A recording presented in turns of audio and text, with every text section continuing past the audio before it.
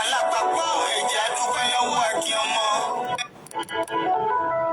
Ìbàràpá lápapọ̀ ẹ̀jẹ̀ dúpẹ́ lọ́wọ́ kí ọmọ Yorùbá lápapọ̀ tìlẹ̀ tó kọ ẹ̀mí àpọ̀ ẹ̀ka nǹkan wọn Adéyẹmọ ṣí Sunday Adéyẹmọ Ìgbòho orúkọ ńlá tí ń jámọ̀ láyà bí àrá orúkọ tó ń dẹ́rù olórúkọ gan-an Yorùbá ẹ má sọ torí pé kòrà a kò lè fojú rí gbòdò láyé títa ríro lẹ̀dá ń pẹ̀lá wúrà tó máa dán alànà kọjá dandan ọmọ ìrìn ní má bẹ̀rẹ̀ wọ̀nà ẹ̀dá kan lè ṣe wá lọ́nà mọ́ ẹjẹ́ àfìmọ̀ṣọ́ kan ká lè débi re ẹjẹ́ àjọ gbárùkù ti Sunday Ìgbòho ṣá ọmọ Ìgbòho mọ̀rẹ́ nílùú Alágbàdo Òde ọmọ atapẹ̀tẹ̀ wọnú omi ọmọ kékeré wodò sọ̀yà ìsọ̀yà òrẹ́ràn bàbá yín láàrin ìdí omi kò sí náà ń kán sí yín lẹ́nu ọmọ òkúta mẹ́ta òkè Ìgbòho ìkan ń ṣe yín ní dágbàdàbọ̀ ìkan ní mọ́ rọra ìkan tó kù nígbà tí wọ́n mọ̀ Ìgbòho mọ̀rẹ́ kí ló dé Ìgbòho mọ̀rẹ́ sí ọmọ òkúkò sọ́ràn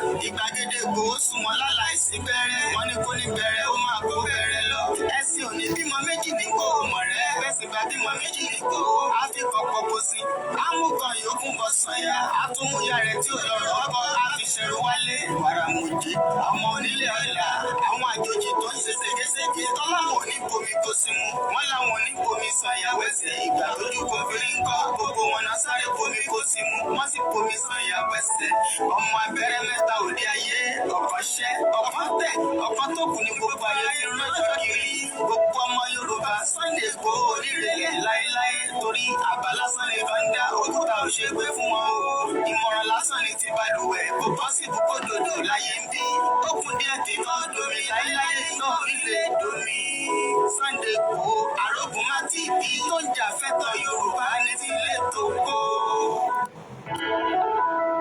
Ìbàràpá lápapọ̀ ẹ̀jẹ̀ dúpẹ́ lọ́wọ́ kí ọmọ Yorùbá lápapọ̀ tìlẹ̀ tó kọ ẹ̀mí àpọ̀ ẹ̀ka nǹkan wọn Adéyẹmọ ṣí Sunday Adéyẹmọ Ìgbòho orúkọ ńlá tí ń jámọ̀ láyà bí àrá orúkọ tó ń dẹ́rù olórúkọ gan-an Yorùbá ẹ má sọ torí pé kòrà a kò lè fojú rí gbòdò láyé títa ríro lẹ̀dá ń pẹ̀lá wúrà tó máa dán alànà kọjá dandan ọmọ ìrìn ní má bẹ̀rẹ̀ wọ̀nà ẹ̀dá kan lè ṣe wá lọ́nà mọ́ ẹjẹ́ àfìmọ̀ṣọ́ kan ká lè débi re ẹjẹ́ àjọ gbárùkù ti Sunday Ìgbòho ṣá ọmọ Ìgbòho mọ̀rẹ́ nílùú Alágbàdo Òde ọmọ atapẹ̀tẹ̀ wọnú omi ọmọ kékeré wodò sọ̀yà ìsọ̀yà òrẹ́ràn bàbá yín láàrin ìdí omi kò sí náà ń kán sí yín lẹ́nu ọmọ òkúta mẹ́ta òkè Ìgbòho ìkan ń ṣe yín ní dágbàdàbọ̀ ìkan ní mọ́ rọra ìkan tó kù nígbà tí wọ́n mọ̀ Ìgbòho mọ̀rẹ́ kí ló dé Ìgbòho mọ̀rẹ́ sí ọmọ òkúkò sọ́ràn ìgbàgede Ìgbòho sùn wọn láláìsí bẹ̀rẹ̀ wọn ní kó ní bẹ̀rẹ̀ ó máa kó bẹ̀rẹ̀ lọ ẹ̀sìn òní bímọ méjì ní Ìgbòho mọ̀rẹ́ bẹ́sì bá bímọ méjì ní Ìgbòho á fi kọ̀pọ̀ kó sí amúkan yòókù bọ̀ sànyà àtúmúyà rẹ̀ tí ò lọ́rọ̀ ọkọ̀ á fi ṣẹ̀rù wálé wàràmùjì àwọn onílé ọ̀la àwọn àjòjì tó ń ṣe ségesège tọ́láwọn oníbomi kó sí mu wọ́n láwọn oníbomi sànyà wẹ̀sẹ̀ ìgbà lójú kò fi ń kọ́ gbogbo wọn náà sáré bomi kó sí mu wọ́n sì bomi sànyà wẹ̀sẹ̀ ọmọ abẹ́rẹ́ mẹ́ta òde ayé ọ̀kan ṣẹ́ ọ̀kan tẹ̀ ọ̀kan tó kù ní gbogbo ayé ti rọ́jọ́ kiri gbogbo ọmọ Yorùbá Sunday Ìgbòho onírèlè láéláé torí àbá lásán lè bá ń dá òkúta òṣègbè fún wọn o ìmọ̀ràn lásán ni ti balùwẹ̀ kó bọ́ sí ibùkó dòdò láyé ń bí ó kún díẹ̀ tí náà domi láéláé náà ilé domi Sunday Ìgbòho arógun má ti bí tó ń jà fẹ́tọ̀ Yorùbá ní ti ilé tó kó. There is no land called Nigeria. There is no language called Nigeria. There are no people called Nigerians. We are only deceiving ourselves. We are not Nigerian. Okay, where is Nigeria? As in, where is the land called Nigeria? What is the Nigerian language? We are nations that have been forced together to live in one pathetic country. So anybody who goes there today to say, pray for Nigeria, that person is just deceiving himself because the people who want to be that like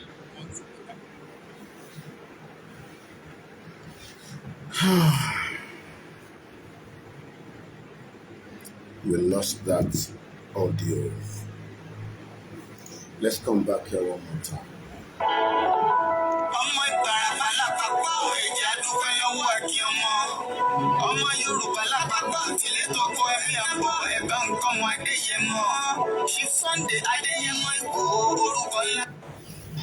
Want to be that Nigeria and not sat down to agree if they want to be Nigeria.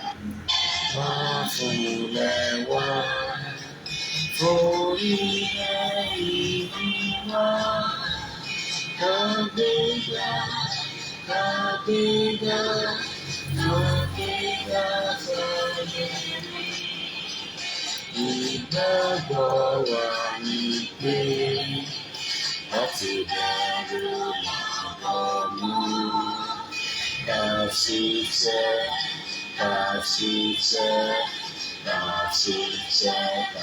jàdá.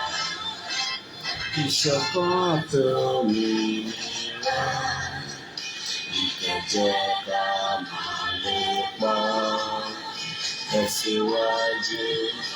Ọ̀pọ̀ ire àtọ̀hún tó dára. Ọmọdé wa dìde, ọ̀sìn ipò ẹ̀tọ́ rẹ̀. Ìwọ ni ìmọ́lẹ̀ ògo adúláwọ̀. Ògo adúláwọ̀.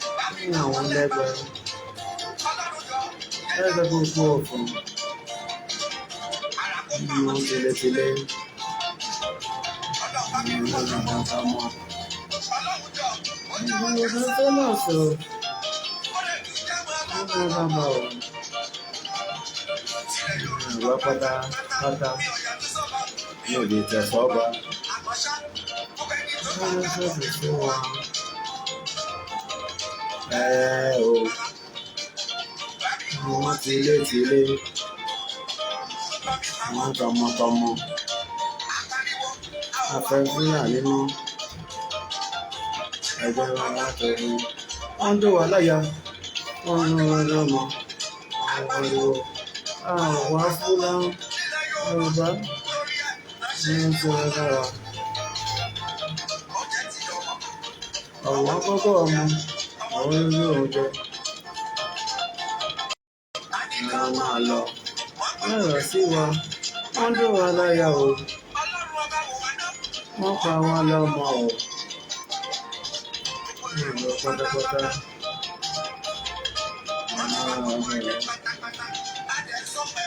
àwọn ọmọ o.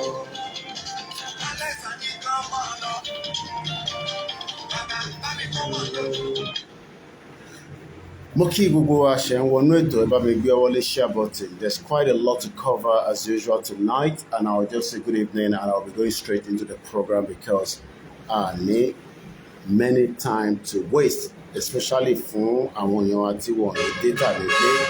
Mo kí gbogbo wa lẹ́ẹ̀kan sí. Let's kick start from here one more time.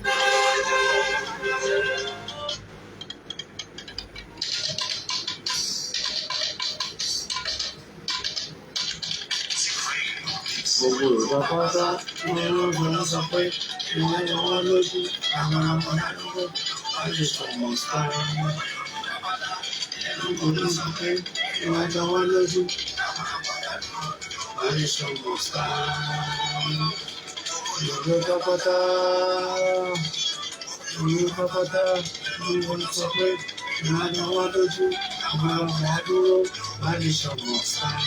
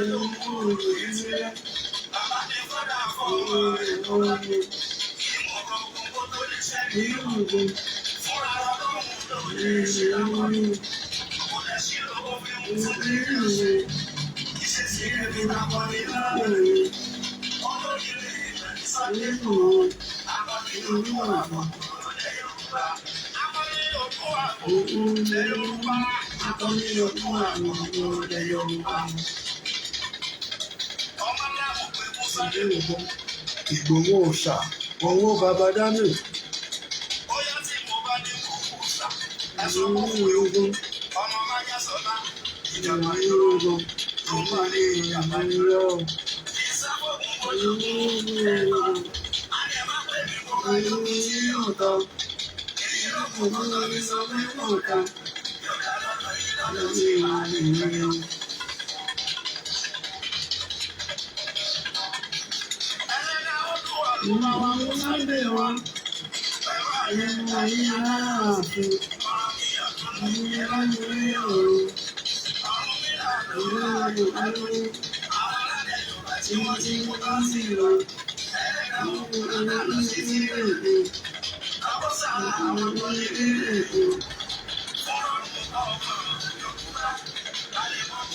Gbogbo àwọn ẹrú, àwọn agbára sílẹ̀ o, àwọn sílẹ̀ ẹ̀rù Abíọ́lá, àwọn ọ̀sẹ̀ ṣe lọ, gbogbo ọmọ Yorùbá ní pátá láyé ìfẹ́, gbogbo ìgbẹ́ta lẹ́yìn lọ́kùnrin, Sunday Igboho máa ṣe bó ṣe ṣe lọ, gbogbo ọmọ Yorùbá tó lẹ́gbẹ̀ẹ́ lẹ́yìn rẹ̀, wọ́n pè ní àjọyìn lọ́kùnrin, Bánjí Adélé Ayétọ́yè o.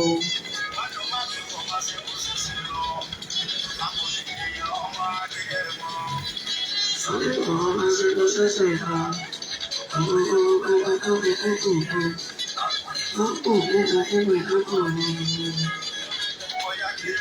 Kéré o, kéré o.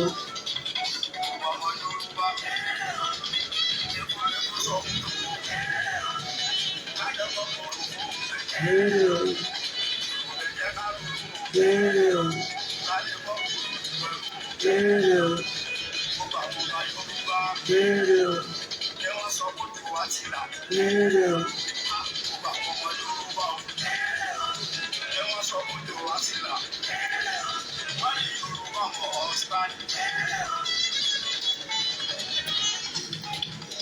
Moki Bubu, I say very good evening and welcome straight to our late night conversation. Quite a lot of development coming up from Nigeria.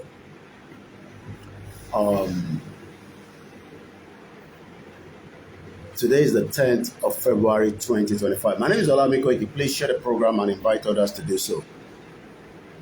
800 ex-Boko Haram fighters are currently undergoing Deradicalisation, according to the Nigerian Defense Headquarters. 800 ex-Boko Haram. These are terrorists that have killed many Nigerians, and they continue to do so. But the Nigerian Defense Headquarters is assuring us that this new group of terrorists are undergoing deradicalization, and that means for the layman, they are going through a reform and they can read back into the society. I don't know how and what you think about that, but you can help us in the comment section. 800. Hold on to that. For those of us that have been complaining that Nigeria is going down and is going down at a very fast pace, I can also now confirm from the news coming out from Nigeria also that in the last 12 months of this government, in the last 12 months of this present administration, foreign investors have pulled out 450 billion naira from the stock market. That is also some development for those of you that are praying and hoping that something is going to transform and Nigeria will be a better place. 450 billion naira have been withdrawn by investors. The first part is that I don't know 800 in Yoruba, but 800 àwọn tí wọ́n pààyàn tó jẹ́ Boko Haram. The Nigerian military sọ fún wa pé ká má worry pé wọ́n ti ń de-radicalize wọn, so wọ́n lè gbé láàrin ẹ̀ níbi tó bá wà nílẹ̀ Yorùbá lénìí. Kódà wọ́n ní right láti gbalé, wọ́n dẹ̀ ní right láti ní business ní gbogbo ilẹ̀ Yorùbá, nítorí pé wọ́n ti di ọmọlúàbí, wọ́n ń ṣe terrorist mọ́. Gbogbo àwọn tó pa wọ́n ní ká má bínú. Gbogbo àwọn tí wọ́n fi màálù jẹ oko wọn, wọ́n ní kẹ́ fi ọwọ́ wénú.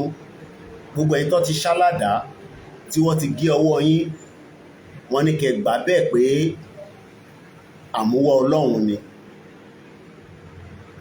800 ìyẹn lákọ̀ọ́kọ́. Then tẹ́lẹ̀ kejì, wọ́n ń pè àwọn kan ní foreign investors, àwọn tí wọ́n gbé owó wá láti ta tó injected sínú Nigeria láti máa fi ṣòkòwò. Wọ́n ń ta Bonvita ní, wọ́n ń ta Milo ní, wọ́n ń ta this, wọ́n ń ta that, with the hope pé àwọn á máa rí èrè nígbà táwọn náà bá ń tajà. Ọ̀pọ̀lọpọ̀ àwọn iléeṣẹ́ bẹ́ẹ̀ wọ́n wà níbi tó máa ń pè ní inú stock market. Wọ́n wá ní láti bí ọdún kan nísìn, àwọn tí à ń sọ yìí wọ́n ń gba owó wọn padà kúrò nínú stock market. Wọ́n ti gba tó 450 billion naira. Ó di méjì. Ìkẹta ni arákùnrin kan tí ọ̀pọ̀lọpọ̀ wa tí a bá dárúkọ ẹ̀ nísìn a máa mọ̀ dáadáa látara èyí tó ń ṣe ní Nàìjíríà, látara iṣẹ́ tí ó ń ṣe lọ́wọ́lọ́wọ́. Kódà ní ìgbà kan ṣe ni à ń gbé sáńdákà fún pé ó ń ṣe dáadáa ní ibi tí wọ́n fi sí, ìyẹn ní iṣẹ́ tí ó ń ṣe. Àmọ́ ó wá ń jẹ́ kó yé wa pé gbogbo ọmọ Yorùbá ẹ fọwọ́ dénú nítorí pé àwọn ṣàríà tó fi gbé wá ó ti di dandan pé kó gbé wọlé Yorùbá pé bẹ́ẹ̀ fẹ́ bẹ́ẹ̀ kọ̀ wọ́n gbọ́dọ̀ gbé ṣàríà wọlé sílẹ̀ Yorùbá.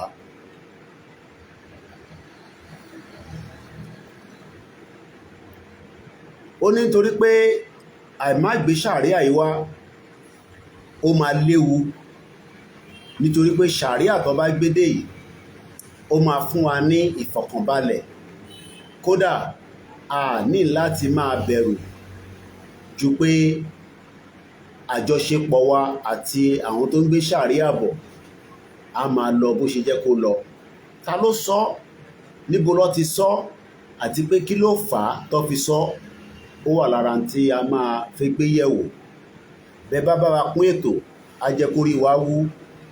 Mo kí gbogbo wa lè má dárúkọ lálẹ́ bọ̀ mo kí bàbá wa Alànà Professor Akíntóyè, mo dẹ̀ kí bàbá wa Olóyè Ìgbòho àti gbogbo àwọn tí wọ́n bá wọn ṣiṣẹ́ lọ́tùn lósì.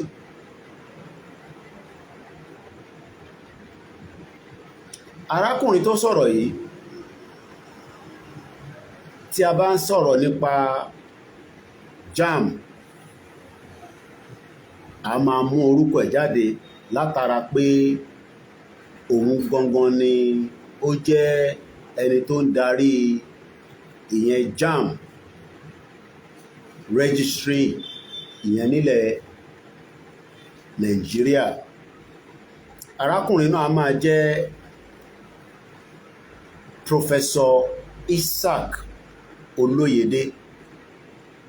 Ó ní ká sọ fún gbogbo ọmọ Yorùbá pé Sharia panel is good for religious harmony in Southwest nílẹ̀ Yorùbá. Èmi ò mọ̀ tẹ́rí sí àti pé ṣé tòótọ́ ni pé tí Sharia bá wà nílẹ̀ Yorùbá ó máa create religious harmony in the Southwest. Ta ló sọ bẹ́ẹ̀? Professor Isaac Olóyèdé, the Registry of the Joint Admission and Matriculation Board ló sọ. A máa gbé yẹ̀wò. Mo kí gbogbo ẹ̀yin èèyàn wa. Nǹkan mẹ́ta náà ni àwọn nǹkan tí a fi gbé yẹ̀wò ní alẹ́ yìí kí Ọlọ́run kó jẹ́ kí a lè sọ dáadáa kó dẹ̀ lè yí àwọn èèyàn wa látara tí iléeṣẹ́ yìí gbà pé ọ̀nà àbáyọ kan tó kù náà ni pé ká sọ fún bàbá wa President Bola Tinubu pé kó divide Nigeria. Ìyẹn ni slogan tó wà níta nísìn. President Bola Tinubu, please divide Nigeria now. Àwọn nǹkan mẹ́tẹ̀ẹ̀ta ta fẹ́ gbé yẹ̀wò yìí tí a bá gbé yẹ̀wò dáadáa a rí pé àwọn nǹkan tí ó ṣe kìmí látara ariwo pé kí ìran Yorùbá kó dá dúró kí àlàáfíà lè jọba, torí pé nǹkan mẹ́tẹ̀ẹ̀ta yìí tí a dárúkọ Sharia tí Professor Isaac Olóyèdé ní ó dá pé kó ṣẹlẹ̀ nílẹ̀ Yorùbá, pé kò sí nǹkan tí ó jẹ́ ká máa bẹ̀rù fún látara pé Sharia in tó dání. A tún kà nínú ìwé ìròyìn pé 800 ex-Boko Haram fighters, kódà wọ́n tọ́jú wọn lọ́wọ́lọ́wọ́ báyìí, wọ́n de-radicalize wọn tí a lè jọ gbé papọ̀. Gbogbo nǹkan tó bá ti ṣe tẹ́lẹ̀, ìjọba Nàìjíríà ní ká fọwọ́wọ́ inú, ká má bínú sí wọn pé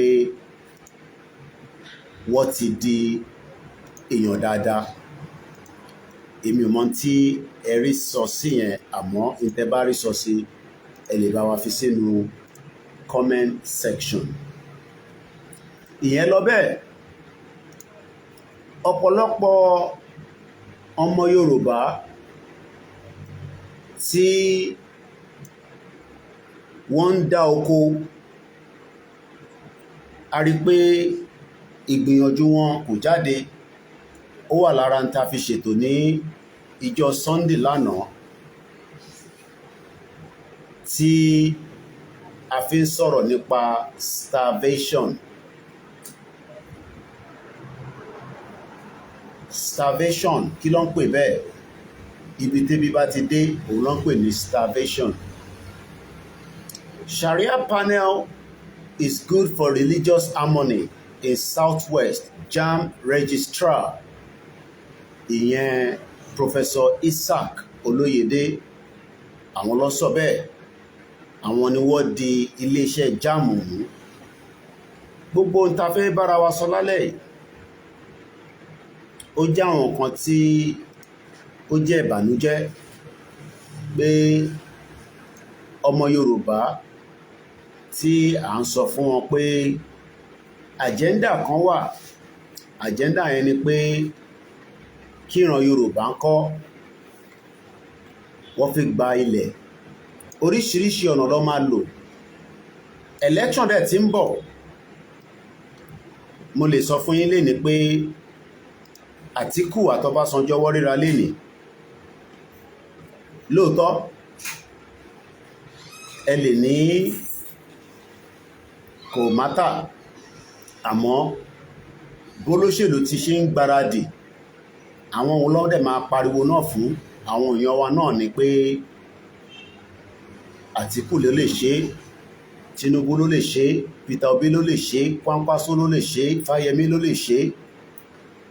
Iṣẹ́ táwọn olóṣèlú mọ̀ ṣe jù láyé yìí nìyẹn. Wọ́n máa bẹ̀rẹ̀ sí ń lu aago pé káwọn èèyàn jáde. Eléyà dẹ̀ máa jẹ́ in tí a fi ń sọ fáwọn tiwa náà pé káwa náà máa mobilize sílẹ̀ láti lè kéde pé kí wọ́n divide Nàìjíríà látara pé Nàìjíríà ńkọ́ kò ṣiṣẹ́. Gbogbo eléyìí náà ni a fẹ́ fi bára wa sọ̀rọ̀ ní àṣálẹ́ yìí. Mo kí wa lẹ́ẹ̀kan sí i. Bí ṣe ń kí ọmọdé ni mò ń kí àgbàlagbà, ni mò ń kí gbogbo ẹ̀yin tí ẹ̀ ń bá wa ká lọ nínú pé kíran Yorùbá kí a tú ká bọ́ nínú ìdààmú àti fìtínà tí a wà nínú ẹ̀ láti ọ̀pọ̀lọpọ̀ èyí ọdún tí a ti wà nínú Nàìjíríà.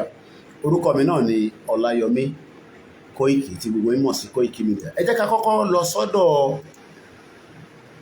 tí gbogbo wa bá rántí àwọn ìyá wa kan jáde ní a ti máa pé ọ̀sẹ̀ méjì nísìn tí wọ́n jáde.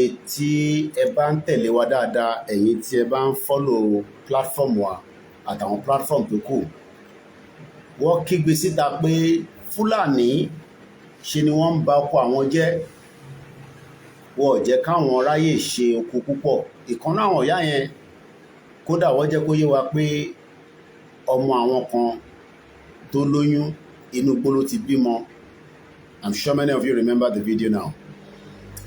Àwò tá bá lè pull video yẹn jáde nínú archive wa kákọ̀ gbọ́. Láti bí ọ̀sẹ̀ kan nísìn report ń wá sọ́dọ̀ wa pẹ̀lú àwọn tí wọ́n jẹ́ àwọn ọmọ Yorùbá. Wọ́n ti gbéra lọ sí ìlú yẹn, wọ́n dẹ̀ jábọ̀ fún mi lójoojúmọ́. Wọ́n ní àdúgbò Yewa ló ti ṣẹlẹ̀. Ẹ ṣé gan ni. Wọ́n ń jábọ̀ fún mi látara ẹni tí wọ́n bá lọ sọ́hùn nígbà tó dọ̀hùn. Kódà asat alẹ́ yìí report tó dọ́dọ̀ mi ni pé wọ́n bá kábíyèsí nílé nígbàtí wọ́n lọ. Wọ́n bá kábíyèsí nílé, bọ̀wọ́ bá àwọn ìjòyè. Àmọ́ kábíyèsí ńkọ́, wọ́n ní káwọn ìjòyè kan má bá àwọn tó lọ sọ̀rọ̀. Ìdí èmi ò lè sọ, but èyí tí mo gbọ́ lálẹ́ gẹ́gẹ́ bí report tó lórí desk mi ni pé àwọn tó jẹ́ baálẹ̀ wọ́n ti yarí mọ́ kábíyèsí lọ́wọ́, wọ́n dẹ̀ máa fún mi ní full update tó bá máa fi di ọ̀la. Nígbà táwọn ìyá yẹn ṣe fídíò yẹn tí wọ́n ń bọ̀ tí ó fi di pé wọ́n gba ọ̀rọ̀ lẹ́nu wọn, àárí àríṣà in tí wọ́n bàjẹ́ ìyẹn àwọn Fúlàní, àmọ́ àwọn tí wọ́n lọ tí wọ́n fún mi lábọ̀ padà wọ́n fún mi ní video evidence. Gbogbo wa ni mo dẹ̀ máa ń sọ fẹ́yìn tí ẹ máa ń record tẹ́ ẹ̀ bá máa fi date àti time àti location, ó difficult fún compilation táwọn kan ṣe, torí àwọn nǹkan báyìí náà ni a máa present fún international community láti jẹ́ kó mọ ìdí pàtàkì àti kókó tí a ṣe ń pariwo pé a fi dá dúró, a fẹ́ kúrò nínú Nàìjíríà. So gbogbo gbà kí ìgbà tẹ́ bá ń record, tí ẹ̀ ń bá wa record níbikíbi tẹ́ bá wà, no matter whatever event àbí ìṣẹ̀lẹ̀ tó bá ṣẹlẹ̀, ó ṣe pàtàkì pé kẹ́ máa date ẹ̀, torí pé kí a má bàa máa mix ẹ̀ pẹ̀lú àwọn, because in táwọn international community tí ó jẹ́ kó yé wa ni pé ọ̀pọ̀lọpọ̀ àwọn fídíò míì tẹ́ ń gbé jáde kò ń ṣe new video, wọ́n máa ń recycle fídíò tẹ́ bá lè record.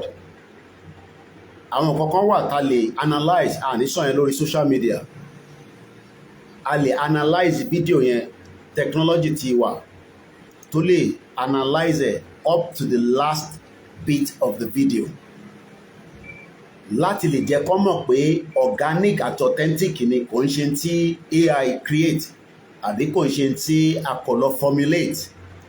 Ìyẹn la ṣe máa ní kẹ́ fi date and time àti location sí.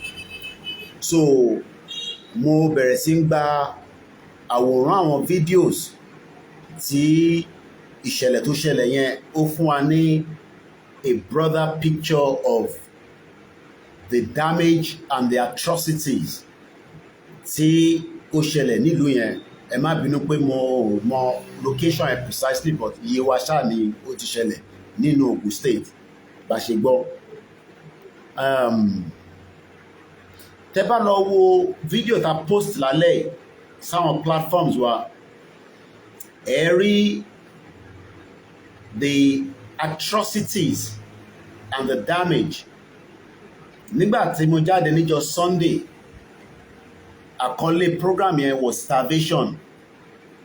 Now láti 12 years ni àwọn ọmọ Yorùbá ti struggle seriously láti lè make owó látara pé wọ́n ń dá oko.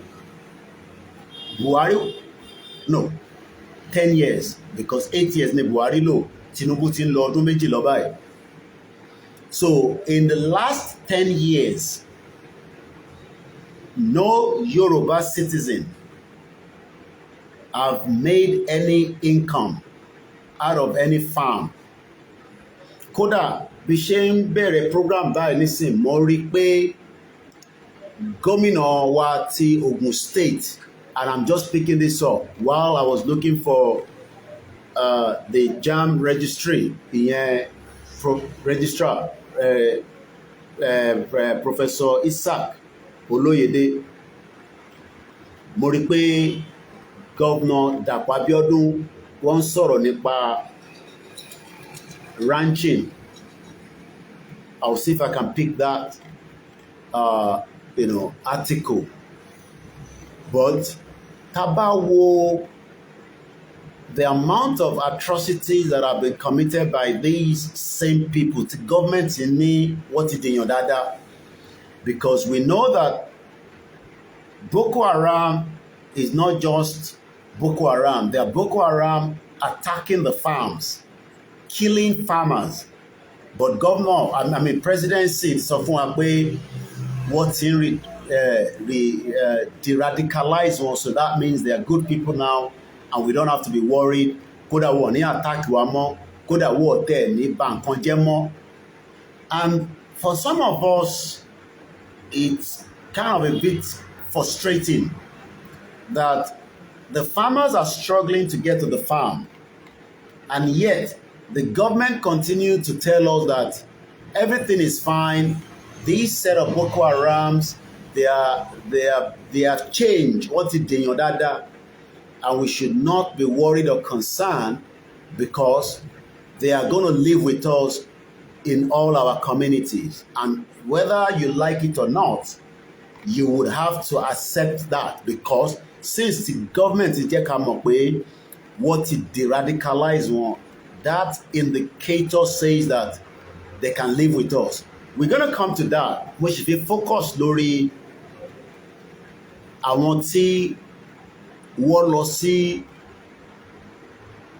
report tó padà sórí desk mi nípa àwọn ìṣẹ̀lẹ̀ tó ṣẹlẹ̀ ní Yewa yẹn. I'm still also trying to pull the video, if I can find it, like I said, on our archive. Kákọ̀ gbọ́ báwọn ìyá yẹn ṣe sọ̀rọ̀ kí n tó wá tẹ́ bá lọ sórí page mi ẹ rí pé mo ti post the new videos. We are not talking about a very small farm. Ìgbà tí wọ́n fún mi ní report, wọ́n ní there's about 3,000 cows ló wà ní location yẹn. And nígbà tí wọ́n fún mi ní report yẹn, and looking at the video now, though mo ṣe study it, you can now tell that tó bá dá màálù 3,000 síbì kan, kò sí bí bẹ́ẹ̀ ṣe lè tóbi tó wọ́n máa jẹ́gbẹ́ within 1 hour. And that's exactly what happened to about almost 20 hectares of land. I don't know how big that is in the football size of a stadium. Bóyá tabalẹ̀ tó mọ̀ nípa bí nǹkan ṣe bí bó ṣe tóbi tó. But what we know is that 3,000 cows being moved into people's farm and being eaten up. The question is, who pays for the damage? Who do we hold responsible? And the fear is always that teba pa màálù ẹyọ kan. Not only that, they have the support of the Nigerian police and also some security agencies. Teba law report, and I'm not making this up. I have intervened last year on a particular location at Sosita because that case is still ongoing on. I have to intervene. We talk to the DSAs and trying to find out kilo ṣẹlẹ̀ tí Fúlàní wọnú oko tó ń jọko ẹ̀rí kankan ṣe sí and all that, and wọ́n ṣì ń ṣe investigation. But bí ṣe ń bá ń sọ̀rọ̀ ẹni tó ní oko tí èyí tí mo sọ yẹn, we're talking about almost 5 million naira of what of produce have been destroyed. And as I speak to you right now, kódà wọ́n ti offer 20,000 naira. How do you expect that farmer tó níyàwó tó lọ́mọ to survive? Case yẹn ṣì wà ongoing. So all these multiple cases are all in all our different police stations across Yoruba land, but nothing is being done to it. Tó bá sọ fún pé wọ́n ń ṣe anything lé lórí, ẹ sọ pé irọ́ ni. Tẹ́ bá tún wá pa màálù kan nínú àwọn màálù yẹn, because I know that some of you will say that pé kó pa àwọn màálù yẹn na Koiki. We always try to encourage our people not to do so, because these terrorists will come back and retaliate, and when they come back, they will kill and wipe up the whole community. That was what happened in Ebonyi 2 weeks ago Saturday / Sunday morning. One àwọn ESN, according to our community, àwọn àwọn kọ́ làwọn pa màálù, one àwọn ESN ló pa màálù, but àwọn tí wọ́n fẹ́ wá retaliate, àwọn terrorists tí wọ́n deradicalize nísìn, when they came out on Sunday early morning, they wiped off the whole community. Wọ́n pa gbogbo wọn. The video is available. I'm sure some of you have seen it. We might not be able to show it, but tẹ́ bá wà lórí àwọn pages wa bíi WhatsApp group wa, Telegram wa, àbí lórí status, ẹ ti bá pàdé. Multiple numbers of people. Kódà as at today, ọlọ́pàá ò tí sọ iye àwọn èèyàn tó pa. Àwọn kan ní 16, àwọn kan ní just. And Nigeria is a country where people get killed, We don't have a name. We don't have the exact number. I don't know whether that is part of the protection that the government is telling the police, especially our terrorists. Ẹ má sọ exact number. Ẹ má dẹ̀ release orúkọ àwọn tí wọ́n pa. Ẹ má dẹ̀ release too much information. So information is always shielded. Tó bá ń ṣe pé àwọn tí wọ́n dìde láti lọ sí community tá à ń sọ yìí náà nísìn, àwọn ìyá tó ṣe fídíò, àwọn ò fún wa ní picture wise and the video of the atrocity. Àwọn kan ṣe ìwọ́de pé àgbà nǹkan kan, but àwọn tó lọ, àwọn bẹ̀rẹ̀ sí examine, the atrocity. Tẹ́ bá lọ wo àwọn video and you will cry for, the damage that was done on these farms. I'm talking about 20 hectares of land. You will cry. Because most of these farms, as at today, are not mechanized. And I'm sure you know the meaning of mechanized. In terms of tractor, ọ̀tọ̀ ni pé kó fi tractor kọ ebè, kó dẹ̀ tún fi tractor kó fi gbìn kan. Ìyẹn làwọn ń lò ní Europe, tó ń lò ní advanced country. Wọ́n fi tractor, and èèyàn méjì péré ló kàn máa operate tractor. Wọ́n ti mọ bó ṣe máa ṣe. Because I go to a lot of rural areas and I see how the farmers are operating. But ní ọ̀dọ̀ tiwa, imagine how many hours these individuals have to spend láti fi kọ ebè yẹn manually kó tó di pé wọ́n tẹ̀ máa plant. Àwọn kìíní yẹn ti wá, kódà mò ń bá chief sọ̀rọ̀ ní Germany níjẹta.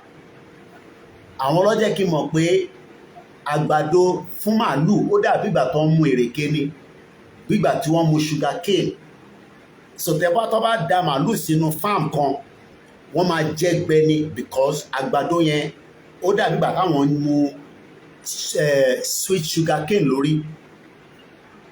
And if we are talking about 3,000 cows, the question tá kọ́kọ́ máa bẹ̀rẹ̀ ni pé, because evidence is already pointing as well. I'm not talking about this particular community now, but our community contact investigate. We know that what normally happen is bí 3,000 cows ṣe wà níbẹ̀, about 2,000 of it àwọn baálé àtàwọn ọba ló ní, àtàwọn tó bá jẹ́ èèyàn ńláńlá láwọn community yẹn. Àwọn ló ń kó àwọn màálù yẹn fún àwọn Fúlàní tó ń bá wọn. Fúlàní fúnra rẹ̀ wọ́n ní màálù jò bí ó pọ̀ jù bí 20. Àwọn èèyàn tí wá gbọ́ngbọ́n lọ ní àwọn màálù yẹn. And I'm talking from case tí a ṣe ń fà, because case tá à ń fà ní last year yẹn, a ti pin down ẹni tó ní màálù yẹn, a ti pin down many other issues surrounding it. I can't talk about it on social media. And these are powerful people within the Yoruba land, Leni, that they are ready to take you out. And I'm sure you know what I mean by that. They don't joke with this kind of business, because business in Malu in the Southwest is one of the biggest investments. Because what is she statistics? I don't have that statistics with me. Eye màálù tó ń pa nínú Southwest, ká tẹ̀ sọ pé ní Lagos State ní every Saturday, kò ń ṣe kékeré. And the reason why they need more màálù is because we continue to consume and they continue to bring more. So rather than have these cows in the north, wọ́n ti kó wọn wá sí tòsí sílẹ̀ Yorùbá permanently, tí wọ́n wá ń nọ́ọ̀sì wọn látara oògùn ẹlòmíì. Àwọn tó ní màálù nísìn, àwọn ọ̀gbà bothered láti wá solution bí màálù wọn ṣe máa jẹun, tó ṣe máa mu. And I remember we went to Turkey, and I was privileged láti ní access sí arákùnrin kan tó ní cattle business. Mo rán team mi kan lọ síbẹ̀. tẹ́ bá lọ sórí page wa ẹ lọ wo àwọn videos yẹn, and we still kódà wọ́n ti invite wa pé kí n tún wá again because wọ́n fẹ́ ká wá ṣe documentary níbẹ̀, but because I've still been very busy. Tẹ́ bá ibẹ̀ ni mo ti mọ̀ pé consumption tí màálù kọ̀ọ̀kan need kò ń ṣe kékeré rárá, in terms of their water, in terms of their food. Wọ́n ní láti máa consume large amount of grass. That is the reason why tí tó bá wà nínú 20 hectares of land kò tó oúnjẹ, wọ́n máa parẹ́ within 2 hours, wọ́n máa pa gbogbo ẹ̀yẹn rẹ́. Kódà ẹ wá máa wonder gan pé ṣé wọ́n gbìn kan síbí báyìí, àfi tẹ́ bá kàn rí traces pé lóòótọ́ wọ́n gbìn kan síbẹ̀ because wọ́n ti jẹ tán. These are the problems that we are facing, that ẹ̀yin kan sọ fún wa pé wàhálà yín ti pọ̀ jù, jẹ́ ká ṣe máa manage wọn. There is no problem. These are Fulanis, they are our brothers, they are our... Kódà Fulani kan tó ń bi wá pé kí làwọn ṣe fún wa. I'm sure you have seen the video. Ó ń bi wá pé why do we hate them so much? So all this is happening, and yet it's sad that àwọn tó lé fọ̀n tó lé kan náà tó yẹ kó sọ̀rọ̀, they are not talking. Àwọn tí wọ́n jẹ́yàn gbòógì nílẹ̀ Yorùbá wọ́n sọ̀rọ̀, but tá bá call attention wọn, tá dẹ̀ bú wọn, àwọn náà àwọn ọmọ aláta ni wọ́n, àwọn tó lẹ́kọ̀ọ́ ọ̀ lẹ́kọ̀ọ́ rárá, ta ni bàbá wọn, ta ni màmá wọn, tó ń sọ̀rọ̀ jágbajàgba bẹ́yẹn.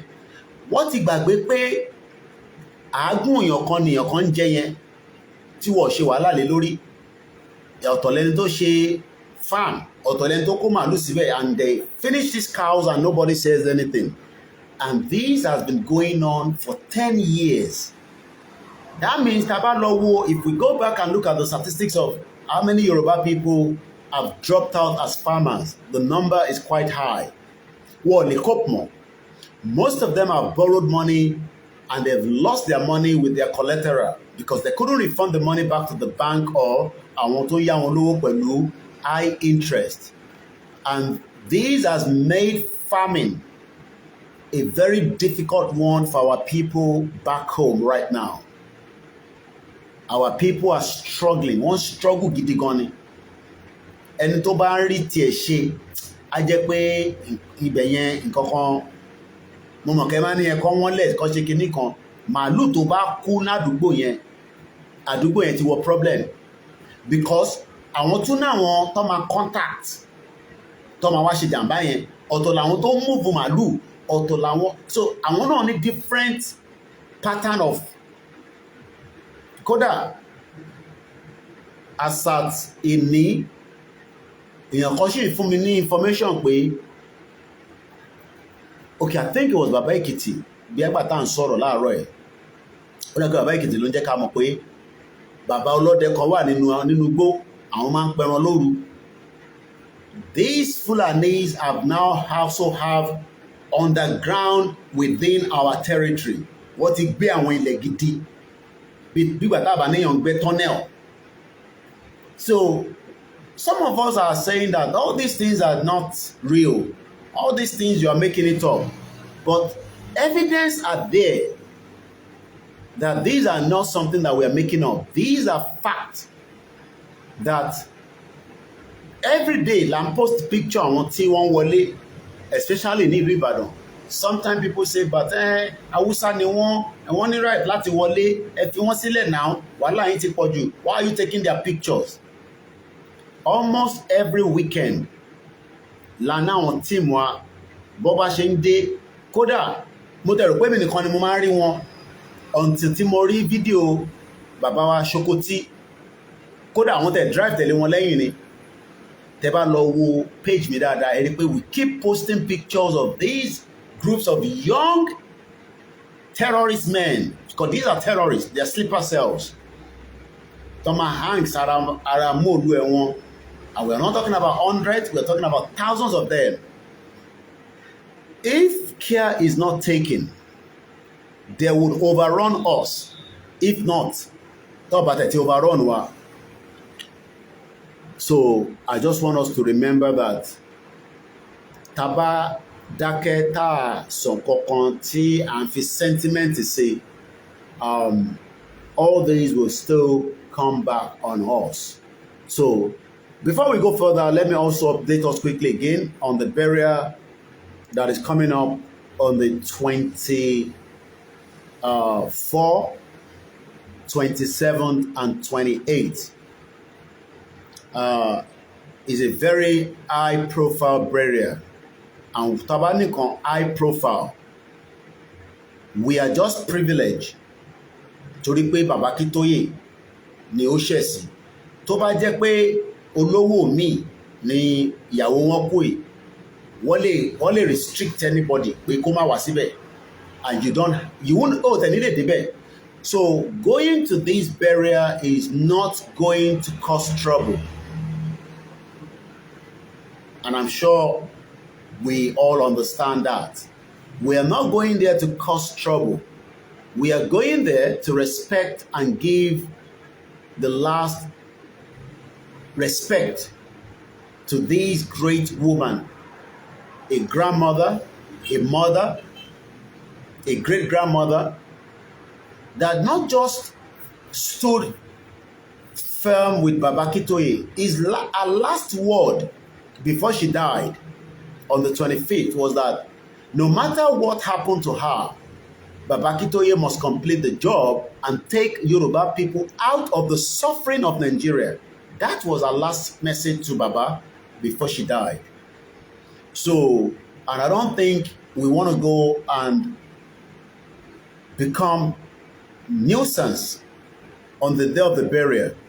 Tó bá mọ̀ pé bí a ò ti gbé nǹkan jẹ sára ara òde nílé retain ẹ̀, ó bẹ́tà kó wà nínú ilé ẹ̀.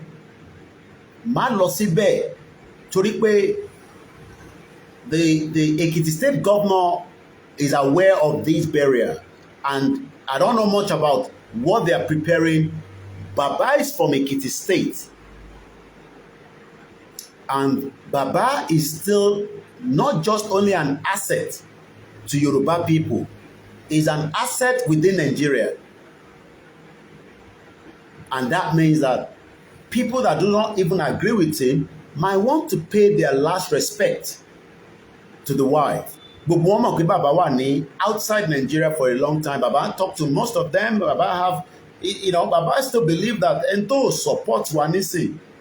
Àwọn ọlọ́mọ reason tó ṣe support. But Baba has put his stand. But it's either Yoruba nation or nothing else. But ìṣẹ̀lẹ̀ tó ṣẹlẹ̀ yìí nísìn will give opportunity for those that might want to engage and come. Kò wá ń ṣe pé kò wá rí ẹni tí ó wà lọ́ndà bí APC kẹwàá bẹ̀rẹ̀ a ti mọ̀ pé bàbá APC ló ń ṣe tẹ́lẹ̀, olórí burúkú àwọn máa lè wọ ọ̀bẹ ní ó lè pa bàbá tí àti ya tiẹ̀ tó ọ̀bá ìtì kú ó ní right láti pa wọ́n. And I'm not joking, because you will get arrested. Kò dẹ̀ sí pé ó fẹ́ pe CSI ẹ bá wa pe Chief Sunday Igboho, you will get arrested. Because wọ́n ọ̀bẹ ń ṣẹ́ pé ẹni tó ń bọ̀ yẹn kó lọ máa point finger kó lọ máa bú wọn. Rally kọ́ la fẹ́ lọ ṣe fáwọn tó ń lọ. So it is very, very important that we understand that this is a barrier, and it is a barrier for Yoruba people, but it is also a barrier for the family, and we must respect that. We have to. No matter how upset we are pẹ̀lú Nigeria right now, this event is not going to happen in Benin Republic, because Baba gbọ́dọ̀ gbé ìyàwó wọ́n gbọ́dọ̀ sí ìyàwó wọn. Èkìtì dẹ̀ ló ti máa ṣe, because ọmọ Èkìtì ni wọ́n. So kò wá ń ṣe pé òun bọ̀ láti ta, ó wá rò pé òrùka kan tó ti ṣe ibẹ̀ ló ti fẹ́ lọ fi test nǹkan kan pẹ̀lú ọlọ́pàá. You will be arrested. You will be arrested. Ẹ ń gbọ́ mi nísìn, you will be arrested. Ọmọdé nìyẹn ni, àgbàlagbà nìyẹn ni, you will be arrested. So it is important that we pass this message, especially fẹ́ni tí bóyá nǹkan tó gbé ṣìgìdì tó gbé sára tó fẹ́ lò fún rally yẹn dá, but má wàá lò fún burial because it's a private event and we must respect that. Kò ṣe dandan ni pé kó wá. It's not a must that you have to come. It's not a must. You can sit in your home and watch it on Koikimedia and other media that are going to be streaming it. But don't come there and destabilize or become a nuisance for yourself. Go on here, àwa tá ń ṣe Yorùbá nation ni ọmọ arrest ẹ o. A lọ sékìtì láti lọ da Èkìtì rú o. Má dé Èkìtì kó wá wò pé ibo ló ti fẹ́ bẹ̀rẹ̀ wàhálà. Ọlọ́pàá máa mú ẹ, wọ́n máa arrest ẹ o. So ó wà important that I continue to stress on this particular issue because in 10 gbogbo ọjọ́ tó kù nísìn is just under 17 days or thereabout, and we will continue to remind us because we are forgetful people. I will continue to remind you about it. Èmi náà ti àwọn team tèmi náà á ti ṣètò bá ṣe máa ra Ankara. Ẹ má pè mí fún Ankara, wọ́n ti ní nọ́mbà tó máa pè. I'm not handling Ankara for anybody. Àwọn team tèmi náà á ti ṣètò bá ṣe máa get Ankara wọn. Ẹ̀yin tẹ́ fẹ́ travel, plan ahead, especially it is outskirts of Lagos. Àwọn tó ń gbé ní axis yẹn wà okay, but àwa tá máa travel láti Lagos, Ọ̀yọ́ ní Kogi, Kwara, plan all that and make sure that we are not nuisance in the state. Ẹ má ẹ kí wọ́n pin wa mọ́lẹ̀. Àwọn tí mọ̀, àwọn ọmọ Yorùbá nation, ọmọ wa dàbí ìbá irú ni. Ẹ má ẹ kọ́ fi any reason to hold us. A máa jáde fún rally. Ìyẹn kò sẹ́ni tó lè stop ìyẹn. But eléyìí tá à ń lọ fún burial ni. Ṣé mọ̀ pé burial ó yàtọ̀ ẹ̀yin náà ẹ ṣáà rí spelling ẹ̀ burial ó yàtọ̀ sí rally. Rally kọ́ là ń lọ fún o. Má dé Èkìtì kó wá bẹ̀rẹ̀ sí dá wàhálà sílẹ̀. Ta ló bẹ̀ ń ṣẹ́?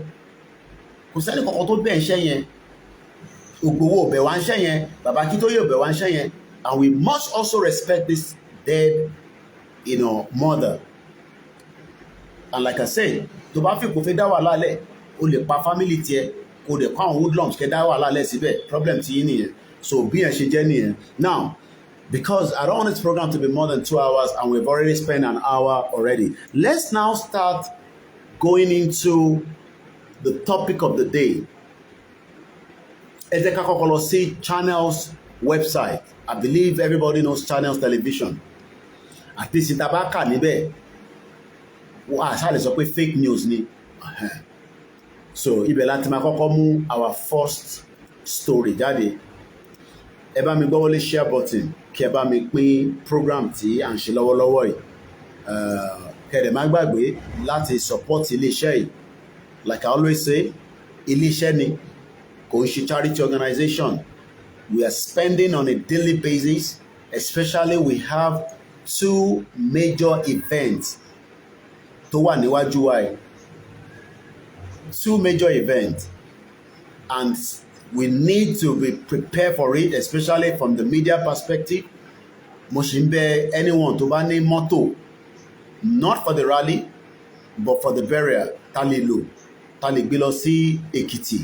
Ìyẹn àwọn team mi tó dẹ̀ máa gbé padà wá kó lè ràn wá lọ́rùn. If not, a máa ní láti lọ rent mọ́tò, especially because they're traveling with quite a few equipment that we do not want them to get damaged before we get there.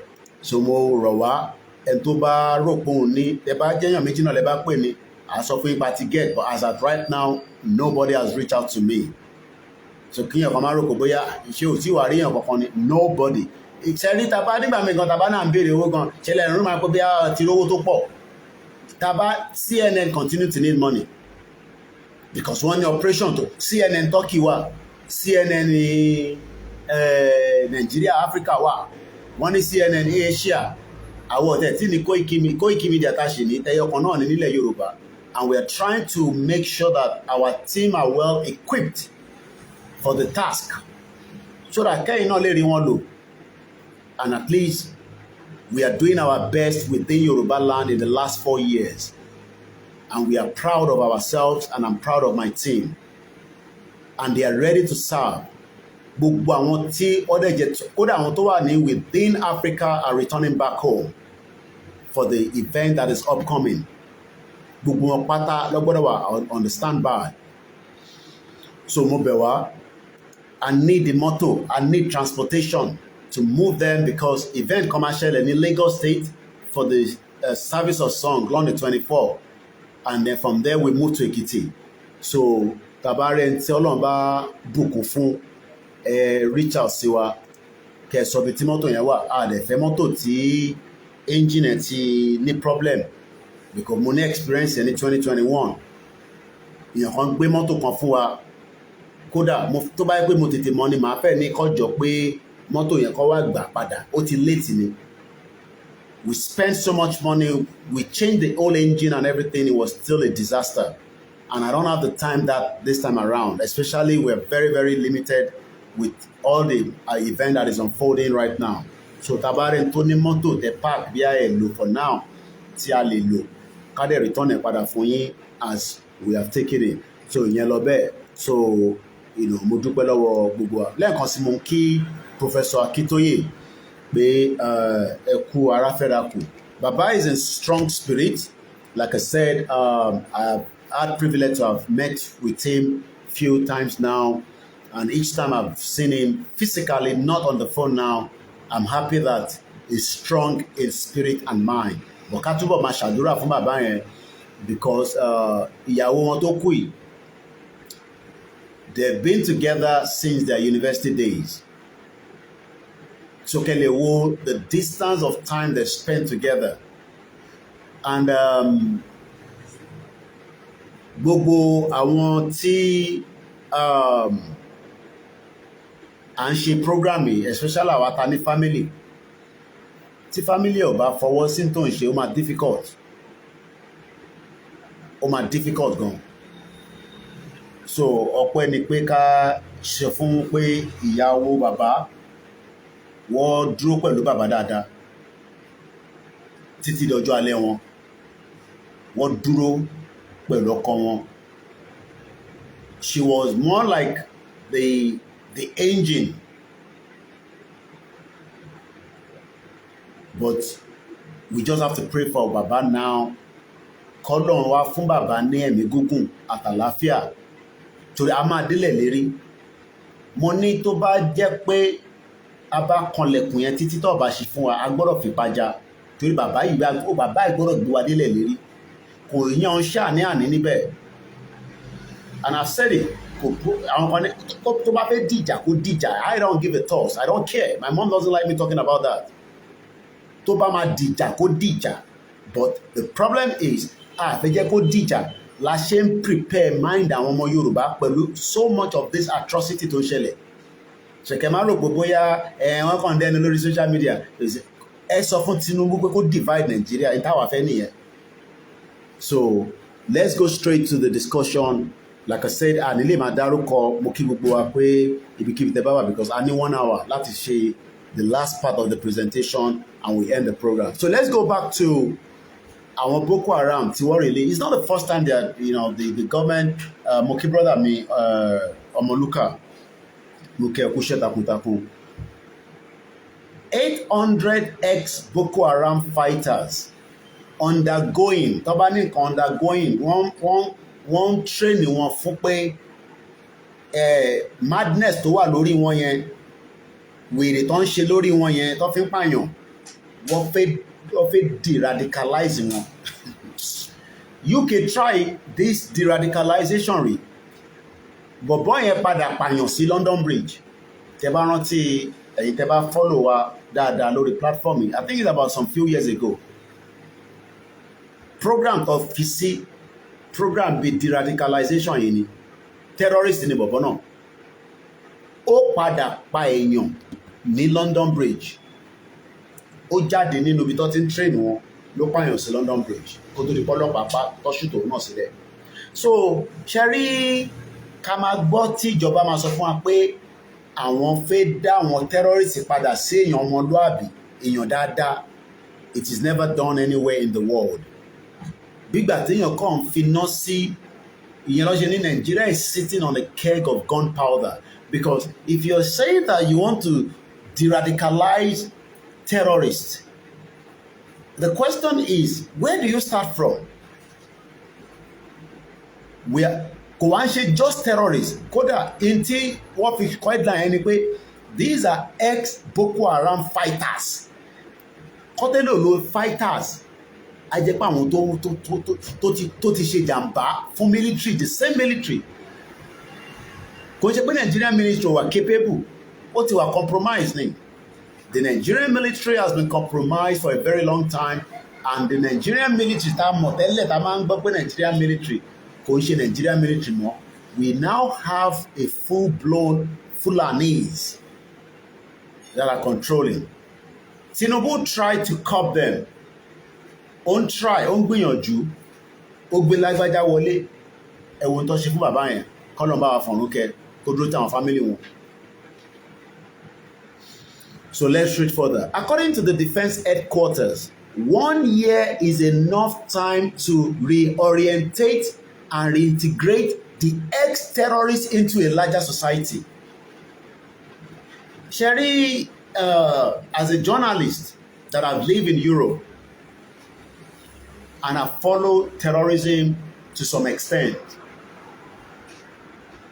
even in Europe, they don't have the capacity to orientate, reintegrate, and bring back a terrorist back to a normal society. Number one, ní Africa tẹ́yìn wà, kò sí kankan tó ń pè ní tag.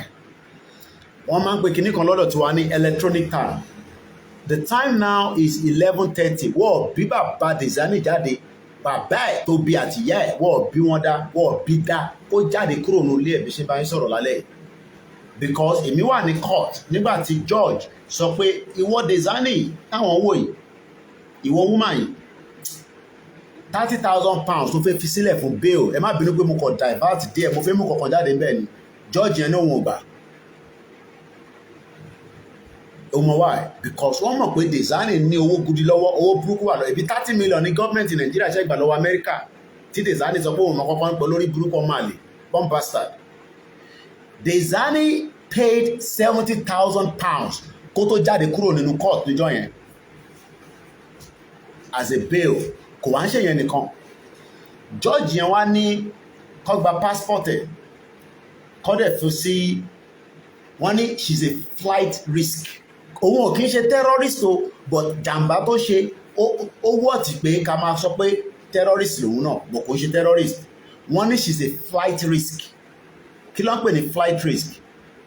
Ẹni tèbí bàbá kan lára àwọn criminal politician Nàìjíríà ló múra bí obìnrin ló gba intro jáde dọ́là incident yẹn ó ń dùn British ju pé kọ́tẹ̀ accept any chances this time around. Ìyẹn múra bí obìnrin ló fi escape kúrò nínú UK. Mo rántí orúkọ ẹ̀ mọ́. So Dezani she's a flight risk. And not only a flight risk, she has to be on electronic tag. Tó bá jáde kúrò nínú ilé ẹ̀pẹ̀rẹ̀, tí orí tag yẹn ó máa send the signal lọ sí the nearest police station. Ṣé rí gbogbo àwọn 800 tó máa fi sílẹ̀ a máa gbàdúrà pé Ọlọ́run máa yẹ kí ikú pa wá. Èmi náà ń gbàdúrà bẹ́ẹ̀. Àwọn ikú kan tó fi pààyàn làwọn eléyìí. Gbogbo wọn pátá kò sẹ́ni tó lè change inú gbogbo wọn bó ṣe wà yẹn. So how Nigeria is now capable as an African country that doesn't have what it takes to monitor, to know where all these terrorists are. How do you monitor these 800 when they have returned back to the society? And this is not the first time they are bringing them back into the society. The question is, a rò pé nígbà tí Buhari wà níbẹ̀ pé òun ló mọ̀ọ́mọ̀ ṣe bẹ́ẹ̀, ṣé Tinubu náà ló ń sign pé kó máa release àwọn people? Because sometimes people like us are confused. Pé ṣé President Tinubu ló control Nigeria àbí devil of Sokoto?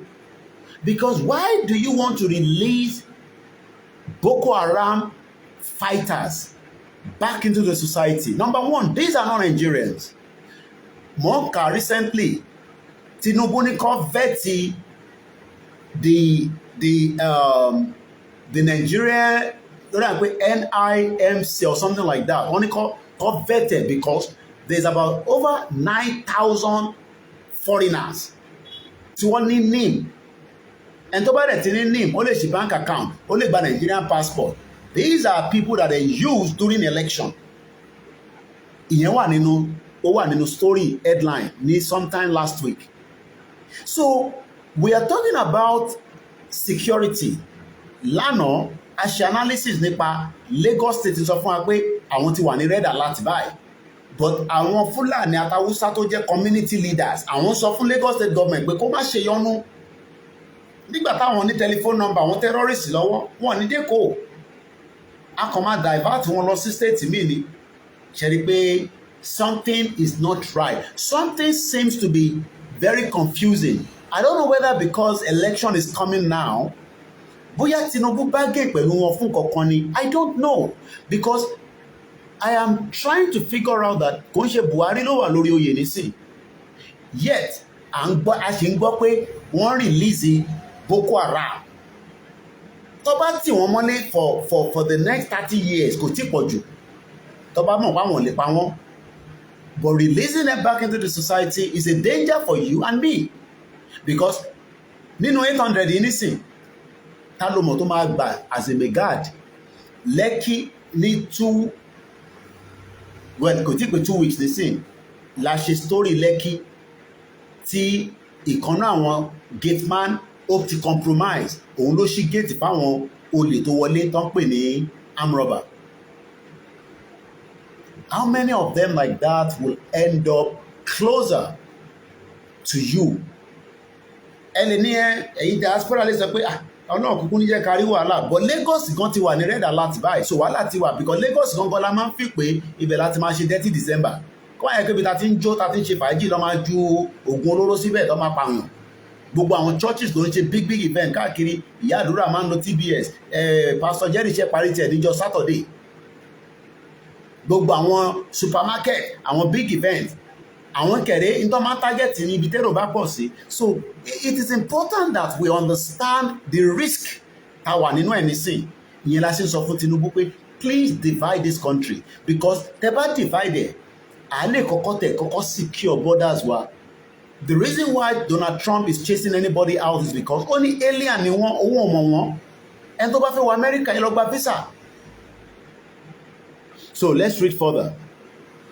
The defense headquarters on Monday, ìyẹn lánàá, no, Monday, èyí náà ṣe ni Monday àbí? Okay, èyí ni Monday. The defense headquarters on Monday, ìyẹn ní ọjọ́ kẹwàá oṣù kejì ọdún 2025, disclosed that 800 former Boko Haram fighters who surrendered to the military are currently undergoing deradicalization for the onward reintegration into the society.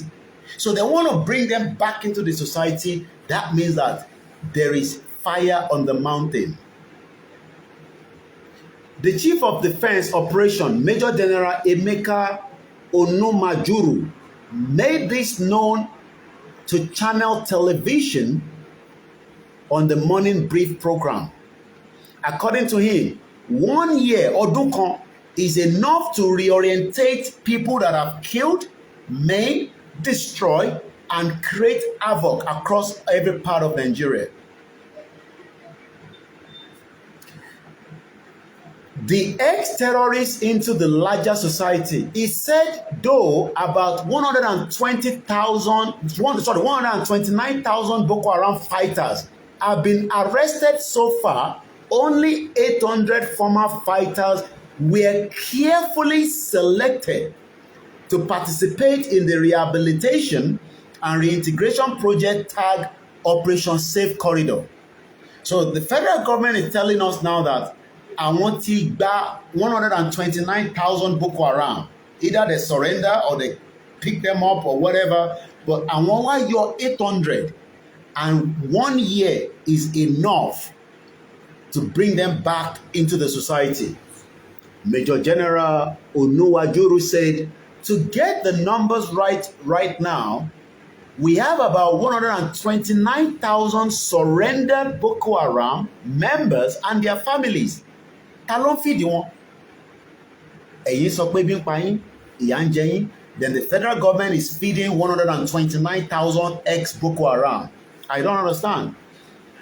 Only we are professional army, and when you are in combat and an opponent surrender, then you take him and let the legal process take its natural course.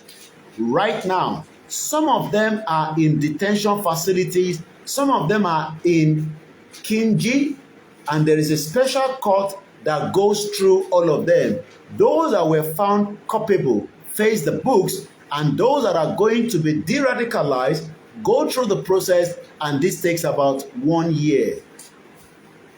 Asked whether it was possible, 1B, but is it possible to de-radicalize terrorists and reintegrate them back into the society within 1 year? The top military officer said, it is possible. Possible. Because the de-radicalization is done by professionals. Monini United Kingdom, what trial or fail, and that is a civilized society. That 1 year period is sufficient enough, depending on the people that are handling the de-radicalization. So kí ló máa kọ́ wọn? Wọ́n máa fún wọn ní Quran pé ó yá swear by Quran. Kí ló máa sọ fún wọn? I don't know what kind of training that they're giving them. The number taken is not huge. Ó ní kò pọ̀ jù.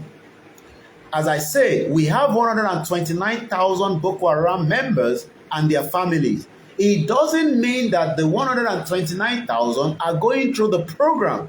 The people going through the program right now are about 800 in batches. Those 800 people that have been sieved through the entire legal process before they are now brought to the center. He also stressed that the kinetic and the non-kinetic strategies must go hand in hand for Nigeria to win the asmeric warfare against insurgency. The de-radicalization carried out by the Operation Safe Corridor is part of the non-kinetic. You cannot win an asmeric war with just a kinetic approach, he said. And that is coming from the channel's television today, Ọjọ́ Kẹwàá, Oṣù Kejì, ọdún 2025. Now, because of my time, I might not even be able to post for 2 hours because I'm pressed with time now. I just realized that I have something very important that I need to attend. Now, foreign investors withdraw 450 billion naira from the stock market in 12 months. That is a disaster. That is a disaster of its own. Let's read quickly from the information we have here. Macroeconomic volatility driving capital flight, investors' confidences drops. Expert urge policymaker to implement a stable fiscal monetary policy. Fún àǹfààní tí ẹ gbọ́ gbogbo tí mò ń sọ, nǹkan sọ ni pé àwọn tó kó owó wá, àwọn tó gbé owó wá sínú Nàìjíríà, wọ́n ń gbé owó wọn jáde nítorí pé wọ́n ò rí òtítọ́ àti confidence nínú Nigeria again. The foreign investors pulled over 450 billion from the Nigeria Stock Exchange in 2024, making 93.21% increase from over 230 billion that was in 2023. So every year they are pulling out, but ọdún ìnísìn kódà owó yẹn pọ̀ ju ti 2023 lọ. That again is coming from the news from Nigeria. So I'm going to go to the last one because, like I said, I'm going to have to end the program within the next 5 minutes. Sharia panel good for religious harmony in the Southwest. I don't know what you think about that, but all I can say is that Nigeria is going through a lot, and I pray that we can divide this country so that our life can be better. Muki Bugwale and Consume. My name is OLAYOMI KOIKI, and that's how far we can take you tonight. Koikimedia, bringing the world closer to your doorstep. Oran Yolamasun, a very good night.